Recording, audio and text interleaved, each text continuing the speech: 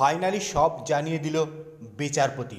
অভিষেক বন্দ্যোপাধ্যায়ের lips and bounce সম্পর্কে আজ চার্জ গঠন করে কার্যত বিরাট বড় পদক্ষেপ করল আদালত। 1 ফেব্রুয়ারির মধ্যে প্রাথমিক নিয়োগ দুর্নীতি মামলায় চার্জ গঠন করে জেলবন্দি প্রাক্তন শিক্ষামন্ত্রী পার্থ চট্টোপাধ্যায়কে জামিন দেওয়ার নির্দেশ দিয়েছিল সুপ্রিম কোর্ট। আদালতের নির্দেশ মতো তড়িঘড়ি নিম্ন আদালতে চার্জ গঠনের প্রক্রিয়া শুরু করে দিল ইডি। আর এরপরই লিপস অ্যান্ড বাউন্স সম্পর্কিত বিষয়ে সরাসরি চার্জ গঠন করে বিচার প্রক্রিয়া শুরুর পদক্ষেপ করল বিচারক।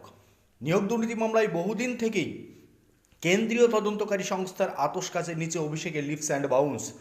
এই সংস্থার সূত্র ধরেই কেন্দ্রীয় তদন্তকারী সংস্থার জিজ্ঞাসাবাদের মুখে পড়েছিলেন তৃণমূলের হেভিওয়েট সাংসদ। অভিষেকের সংস্থায় চলছে ইডির ম্যারাথন তল্লাশি।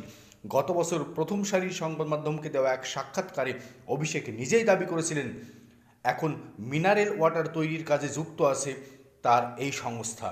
সেই সংস্থার কর্তা তিনি।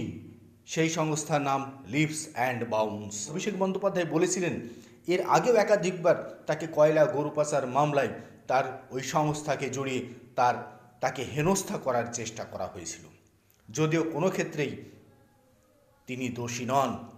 এই আবেদন তিনি সংবাদ মাধ্যমের সামনে করেছেন। আর সেই লিপস অ্যান্ড বাউন্স সংক্রান্ত মামলায় এবার চার্জ গঠন করে সরাসরি দ্রুত বিচার প্রক্রিয়া শুরু করবার পদক্ষেপ করল আদালত।